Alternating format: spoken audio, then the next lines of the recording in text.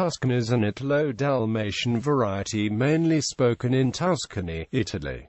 Standard Italian is based on Tuscan, specifically on its Florentine dialect. Italian became the language of culture for all the people of Italy thanks to the prestige of the masterpieces of Dante Alighieri, Petrarch, Giovanni Boccaccio, Niccolò, Machiavelli and Francesco Guicciardini. It would later become the official language of all the Italian states and of the Kingdom of Italy when it was formed. Subdialects. Tuscan is a dialect complex composed of many local variants, with minor differences among them. The main subdivision is between Northern Tuscan dialects and Southern Tuscan dialects. The Northern Tuscan dialects are Florentino, the main dialect of Florence, Chianti and the Majella region, also spoken in Prato and along the river Arno as far as the city of Fucecchio. Pista is spoken in the city of Pistoia and nearest zones. Peschiatino of Valdignevole is spoken in the Valdignevole zone, in the cities of Pescia and Montecatini term. Lucchese, spoken in Lucca and nearby hills. Vercelese, spoken in the historical area of Versilia. Viareggino, spoken in Viareggio and vicinity. Pisano Livornese, spoken in Pisa and in Livorno and the vicinity, and along the southern coast as far as the city of Piombino. The southern Tuscan dialects are Aretino Chiagnolo, spoken in Arezzo and the Val di Chiana. Senese, spoken in the city and province of Siena. Grostano, spoken in the city and province of Grosseto. Some scholars also include Corsican and its variety spoken in Sardinia as a direct offshoot from medieval Tuscan speakers, excluding the inhabitants of province of Massa in Carrara who speak an Emilian variety of a Gallo-Italic language. Around 3,500,000 people speak the Tuscan dialect.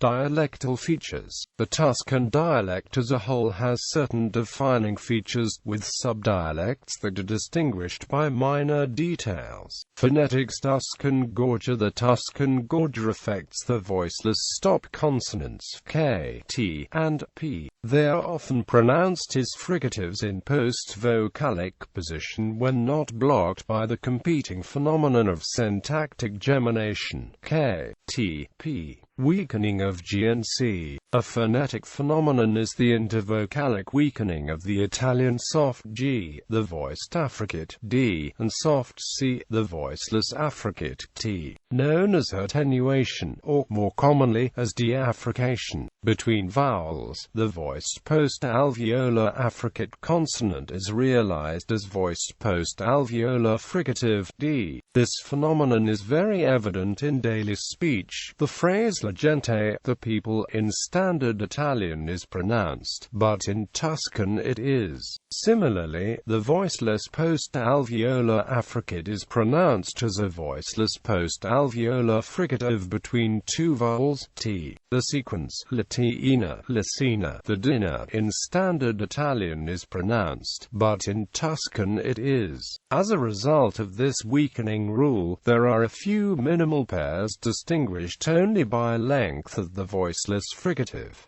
Affrication of S. A less common phonetic phenomenon is the transformation of voiceless S, a voiceless alveolar fricative per second, into the voiceless alveolar affricate, when preceded by R, L, or N per second. For example, bulsole, pronounced in Standard Italian as would be in theory pronounced by a Tuscan speaker. However, since assimilation of the final consonant of the article to the following consonant tends to occur in exactly such cases, the actual pronunciation will be usually affrication of per second. Can more commonly be heard word entirely, as in falso, falso. This is a common phenomenon in Central Italy. Italy, but it is not exclusive to that area. For example, it also happens in Switzerland. No diphthongization of. There are two Tuscan historical outcomes of Latin no in stressed open syllables. Passing first through a stage, the vowel then develops as a diphthong, w. This phenomenon never gained universal acceptance, however, so that while forms with the diphthong came to be accepted as Standard Italian, the monophthong remains in popular speech. Morphology accusative therefore too. A characteristic of Tuscan dialect is the use of the accusative pronoun te in emphatic clauses of the type you. What are you doing here? Standard Italian, too low fairy, no. You'll do it, won't you? Tuscan, te lo fairy, no. Standard Italian, tu vieni qua. You come here. Tuscan, te vieni qua. Double dative pronoun. A morphological phenomenon, cited also by Alessandro Manzoni in his masterpiece I Promessi Sposi, is the doubling of the dative pronoun, for the use of a personal pronoun as indirect object, also called dative case. The Standard Italian makes use of a construction preposition plus pronoun me, or it makes use of a synthetic pronoun form, me. The Tuscan dialect makes use of both in the same sentence as a kind of intensification of the dative, indirect object, in Standard Italian, or, in Tuscan. This usage is widespread throughout the central regions of Italy, not only in Tuscany, and until recently, it was considered redundant and erroneous by Italian purists. Nowadays it has become acceptable except in the most formal of speech styles. More on this issue can be found at Accademia della Crusca. In some dialects the double accusative pronoun me vidi can be heard, but it is considered an archaic form. Masculine definite articles. The singular and plural masculine definite articles can both be realized phonetically as in Florentine varieties of Tuscan, but are distinguished by the phonological effect on following consonants.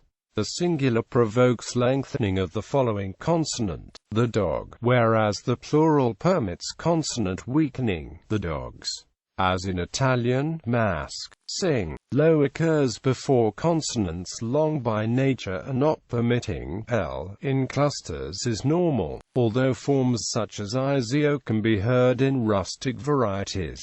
Noi plus impersonal c. A morphological phenomenon found throughout Tuscany is the personal use of the particle identical to impersonal c as the first-person plural. It is basically the same as the use of on in French. It's possible to use the construction c plus third person in singular, which can be joined by the first plural person pronoun noi, because the particle c is no longer perceived as an independent particle, but as a piece of verbal conjugation.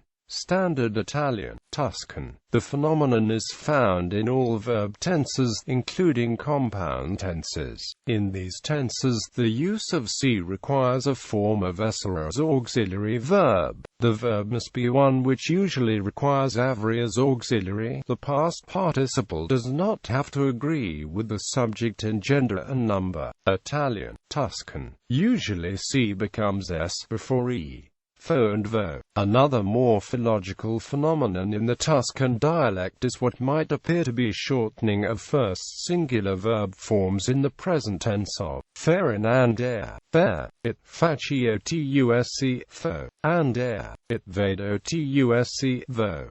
These forms have two origins. Natural phonological change alone can account for loss of d and reduction of our to o in the case of vedo and gt *vao and gt vo. A case such as Latin, sapio and gt, Italian so, however, admits no such phonological account. The expected outcome of sapio would be *sapo, with a normal lengthening of the consonant preceding yod. What seems to have taken place is a realignment of the paradigm in accordance with the statistically minor but highly frequent paradigms of dare and stare. Thus so, si, so, sano come to fit the template of do, die, da, dano, sto, stay, star, stano, and fo, fi, fa, fano follows the same pattern. The form vo, while quite possibly a natural phonological development, seems to have been reinforced by analogy in this case.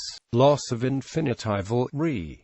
A phonological phenomenon that might appear to be a morphological one is the loss of the infinitival ending re of verbs, and anda, per dia, fini, fini. An important feature of this loss is that main stress does not shift to the new penultimate syllable, as phonological rules of Italian might suggest. Thus infinitive forms can come to coincide with various conjugated singulars. Perda, to lose, perda, est, he loses. Fini, to finish, fini, est, he finished. In practice this homophony seldom, if ever, causes confusion, as they usually appear in distinct syntactic contexts. The fixed stress can be explained by supposing an intermediate form in r, while the infinitive without re is universal in some subtypes such as Pisano Livornis. In the vicinity of Florence alternations are regular, so that the full infinitive appears when followed by a pause, and the clipped form is found when phrase internal. The consonant of enclitics is lengthened if preceded by stressed vowel, but not when the preceding vowel of the infinitive is unstressed. Lexicon. The biggest differences among dialects is in their lexicon, which also distinguishes the different subdialects. The Tuscan lexicon is almost entirely shared with Standard Italian, but many words may be perceived as obsolete or literary by non-Tuscans. There are a number of strictly regional words and expressions too. Characteristically Tuscan words: accomodare for ripere, babbo for papa, bove for boo, cascio for formaggio, camisiola for canottiera, cannula for rubinetto, cincio for straccio, cetarsi for fair silenzio. Codesto is a pronoun which specifically identifies an object far from the speaker, but near the listener. Costi. Costa is a locative adverb which refers to a place far from the speaker, but near the listener. It relates to codesto as chi, qua relates to questo, and li to quello. Desana for pranzare, diacio for ghiacciato, freddo, se for sii, furia for fretta, golpe for vulp, gabri for piace, gota for guancia, ia for and air. Lapis for matita, unto for panala and niente affatto in negative sentences. Sciocco for insipido, sistula for tubo d'argiardinagio, sorti for ush, sudicio for spazzatura as a noun and for sporco as an adjective. Termosiphone for calorifero,